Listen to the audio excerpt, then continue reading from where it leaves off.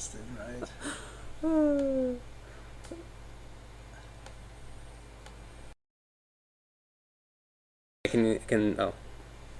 That's unfortunate because, dude, that was Dan's theme was playing. So Dan's is it on now? Here, can we just like go back to this and then back to this immediately so that when I cut this Okay, later, it's okay, like more sure, yeah, obvious. okay, All hang right. on. All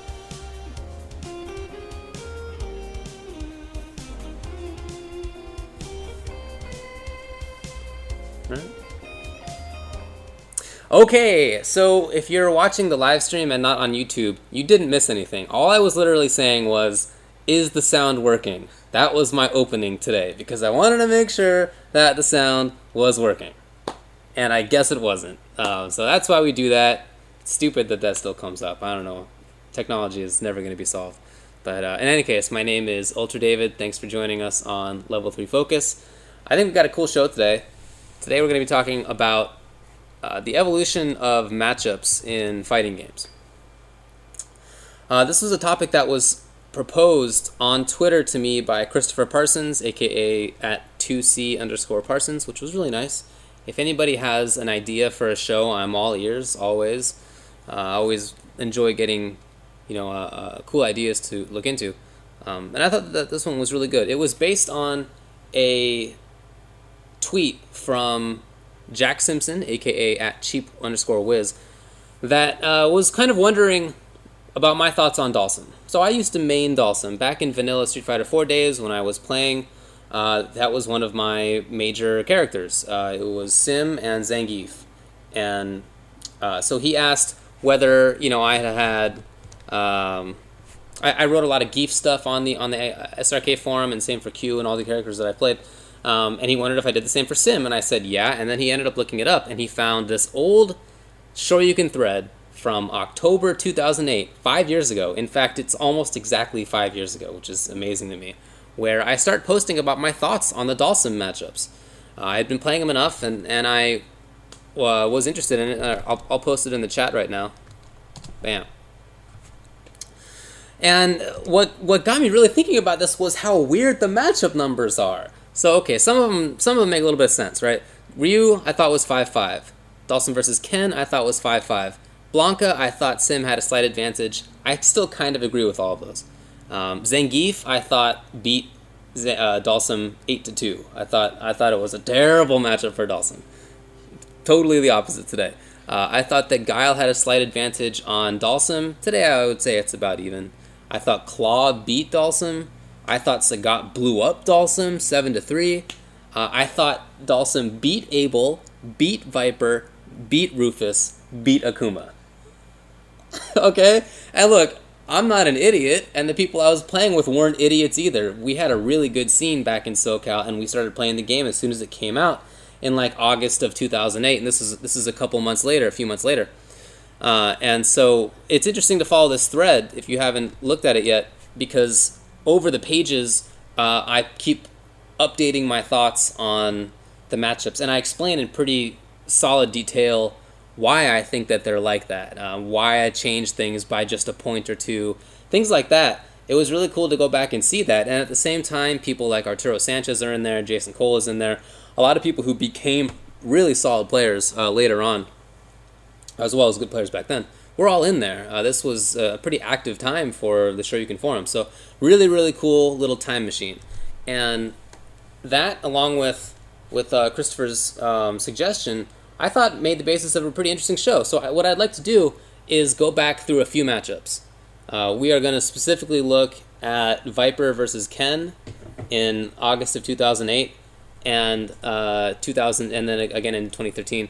And we're also going to look at Ryu versus Dhalsim in August of 2008, and then again in 2013. And we'll see the differences. And the point of this is to just drive home how much matchups change, or in some cases how little they change, depending on the character. It's an interesting thing. I'll get into it later, but it's something that comes up in every game, and even now in newer games like Injustice, people are talking a lot about matchups being really terrible for one side, really great for another side, and people are speaking with some perceived authority about this. I just don't think that is accurate. Let's get to the first crazy whatever nonsense that we're going to see, which is which is a location test for Street Fighter 4. Yeah, this is one of the last location tests for Street Fighter 4. It's between Zangief and Honda. You can just play it because this I'm not even going to need to break it down. Just watch how stupid it is. So Honda basically can't cancel into hands. Zangief doesn't know any combos. Yeah, some hands. It was just jab hands. Oh, random headbutt for some reason. I don't know why. Crouching strong. Okay. Crouching medium kick. What? Why would you do that? So Honda takes the first game round, which is really rare back then because everybody thought Honda was horrible for like a long time. Lariat was good.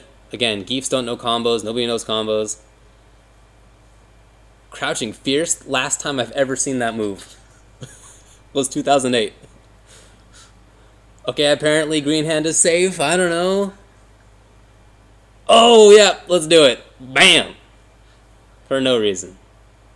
Maybe because Ultras were new and shiny, and people wanted to use them. So he backs off. Oh, maybe not. Nope, SPD isn't that far. Oh, that's not going to work. Which is actually surprising, because Lariat pretty much worked against things in general. That was a pretty safe bet. So look, that's how the game looked at the time. And now it looks really stupid, but that's how people were playing it for a while. It took, like, months, I would say, for people to get the fact that combos were not like the previous fighting Capcom fighting games, where you could cancel out of a normal that wasn't linked. You know what I mean? Like you know how if you chain something in SF4, you can't cancel out of it. You have to put a link in between a chain and a cancel, which is stupid. And we didn't get that for a while. Okay, it wasn't like a short period of time. It wasn't like 2 weeks. It was like a couple of months. So in any case, the point is that it took a while even to look how you're going to see it coming up. This is a actually, you know what? I guess I don't know. Do I want to take a break before this? I guess I don't know. Let's make it a fast one because that was a really short segment. But when we get back, just to have it be in a little bit more manageable chunk, we're going to look at Dhalsim versus Ryu from August 2008, and then again in 2013.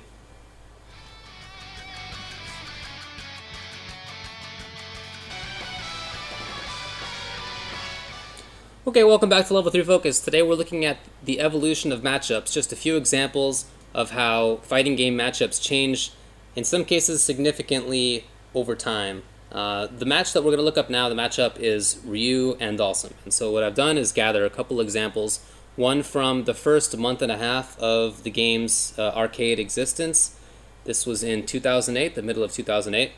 And then again in 2013, when the game has had a lot more time to mature. Now, you're not just going to see gameplay changes. All the characters that I selected have been changed in some way, because every character has been changed in some way in Street Fighter 4. But mostly what we're going to see is more organic gameplay changes, just like strategic differences, additional tactics that people have used, lots of stuff like that. You can start playing. I don't know what's going on over there. So this is from Japanese arcade. It's from a cell phone, which back in 2008 meant that you're doing it at 240p. So that was considered high technology at the time. Now, some things to look out for from the Ryu player. Not many fireballs, right? He wants to get in. You can see it. He's biding his time. He's not going nuts. These are two very strong players. They're BPs, which were a little bit more trustworthy as far as the ranking back then goes. We're both really high. But so he's not throwing fireballs from the other side of the screen. He's not playing footsies from far away. He's really just kind of waiting things out. And Dhalsim, for his part, fairly active as sims go. Lots of buttons, trying to back up his opponent a lot. We're going to see a bunch of snipers in here, which, the jump back fierce overhead. And Ryu tries, a jump, no anti-air. There was a hurricane before that, which didn't do anything, but it was considered a major way for Ryu to get in there. You see the sniper that I'm talking about. Again, jump back fierce. And now Dhalsim is just waiting. I mean, Ryu has been kind of over there for a lot of the game. Kind of misses an opportunity after that teleport. That's an opportunity that we would take nowadays to throw an EX Fireball or something like that to try to get in after recognizing the lack of options from Sim. That was Dragon Punch F80C. No whiff punish on the sweep. Just a slide. And time is really running out now for Ryu, so he senses that, and it's time to get in. Little cross-up attempt. What we would call a frame trap today, and then no whiff punish on a lot of stuff. No Ultra Wake Up. I don't think the timer scam had yet been developed, actually. I think this was pre-timer scam. So even things like that have changed kind of fundamentally. Again, lots of patience from Ryu, few fireballs. Takes a risk with the sweep, it pays off. And at least he's dashing a little bit after the sniper, which is a major reason why you see snipers less nowadays. The escape, you know, no option select there, or not really an option select because there was a focus, but no good follow-up in a way that people would have today. And he's just kind of getting in there. I mean, it's not like, oh wow, he didn't get the chip kill. It's not like he has some set plays on the knockdown. It's not like he's really harassing that well. It's just kind of like doing cross-ups, and sometimes it'll hit and sometimes not. He's jumping at ranges that are completely unsafe because of background house, but you know, there's no background house coming. And so he puts himself into the corner. Dhalsim takes a little bit of advantage of it, just trying to cage, not being too active. Wow, and now Sim puts himself into the corner. So teleporting into the corner, that is something that you do not see too often nowadays. Snipering into the corner, that is, again, very rare. But these, this is early. People are trying to figure things out. But a lot of this damage, came because Sim put himself into the corner in the first place. So it's kind of his own fault. The Hurricane follow-up.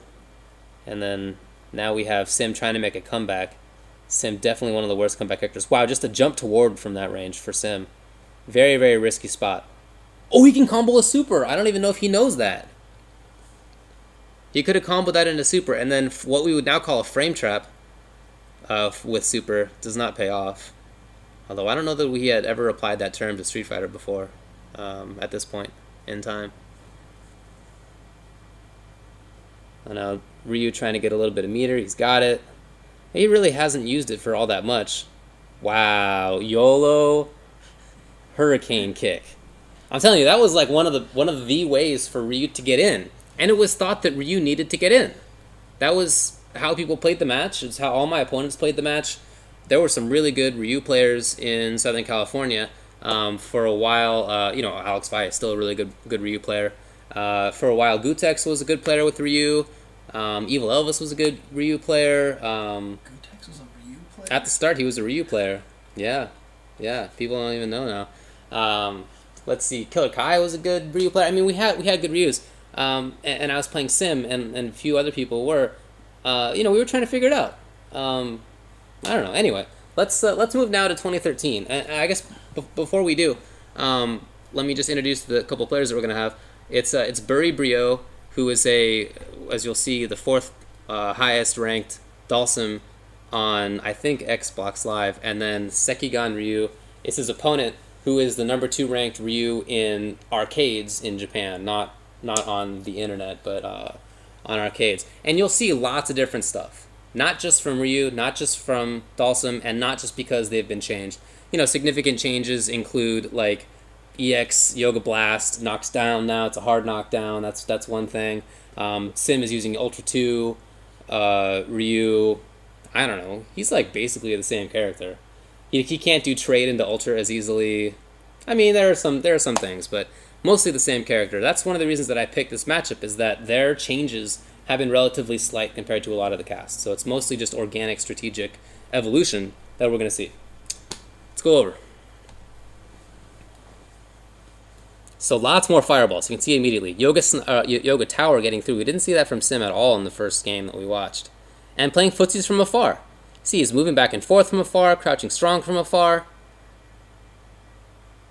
Throwing out fireballs at a great range, by the way, just outside of Stand Fierce for Dhalsim, and he's picking that range amazingly well the whole time. Look at that. So sick, playing footsies like that. He sticks out the stand roundhouse rather than Dragon Punch because he knows that there's a risk that Sim will teleport back, and he didn't want to take that risk. So lots of cool little changes already that we're seeing in this matchup. That was probably option select something. Jump medium kick, meaty, option select something.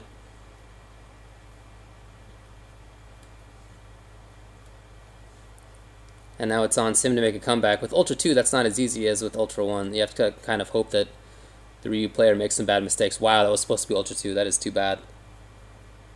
The FADC toward. Did we see that for Ryu ever? We did not in the previous game. And by the way, you never saw it anyway, just to let you know. It wasn't just that one game. Oh, he took a big gamble. It's not going to pay off. Blah. But yeah, lots of things, right? Fireball's different. You see normals from afar are different. Yoga Tower's different. There have been no Yoga Snipers. Lots of things are different so far in the way that they're dealing with this mid-screen space between them. Ooh, the whiff punish was sweet. Whiff punishing from that far away. It's something people do now. You never saw it before. Punish, yes. Got a little bit too greedy after that, though. And now he can look for a setup, and Ryu knew that, so he jumped back in case there was a teleport to the other side. So he's playing very preemptively in a way that you wouldn't have seen in 2008. Oh, you can see Sim pumping for Ultra 2, and that's going to work, I guess. I guess Ryu was low enough to the ground that he couldn't do EX Tattoo anymore. Oh, big whiff. Willing to take a risk in there. But again, lots of changes in strategic play that have just kind of evolved naturally. One of the first jump towards we've seen from Dhalsim in this whole game so far was right there. Something we saw several more times in the previous game.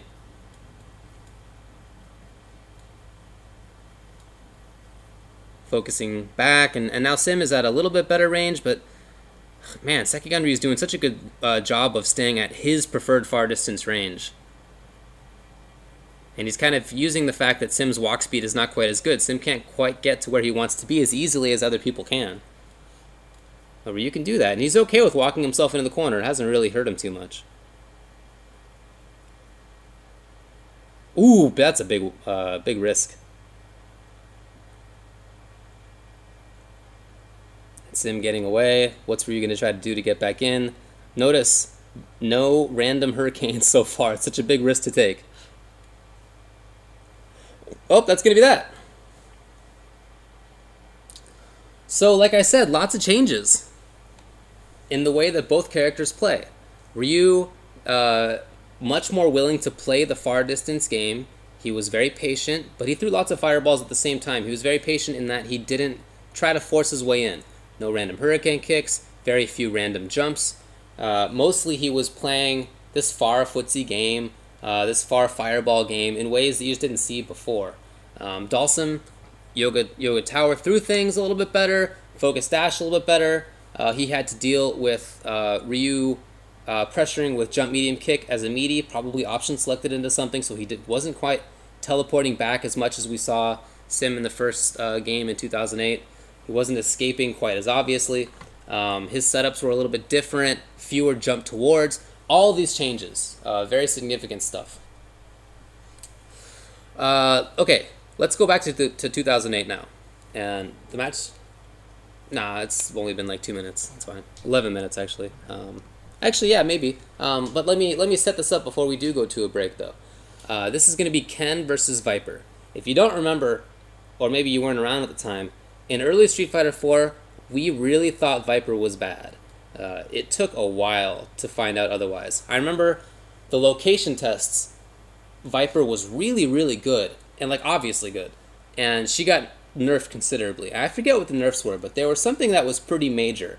And a lot of people who were interested in Viper in the location tests stopped using her because they thought, well, this character is so nerfed, how am I going to even play? It's not worth picking this character up. She seems hard, she doesn't seem interesting, blah, blah, blah. And so you just didn't see her very often at all. And one of the things I remember was her low forward reached a lot farther. You know how the shoe misses now? in the location test, that was one of the things I wanted to play about it, was that it reached super far and then it stopped. There you go. There you go.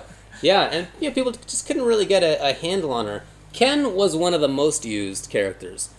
I think a major reason for that was that people were coming from Third Strike, and Ken was awesome in that game, and people were just using him. Even though he wasn't the best character, he was the most played character by a gigantic margin.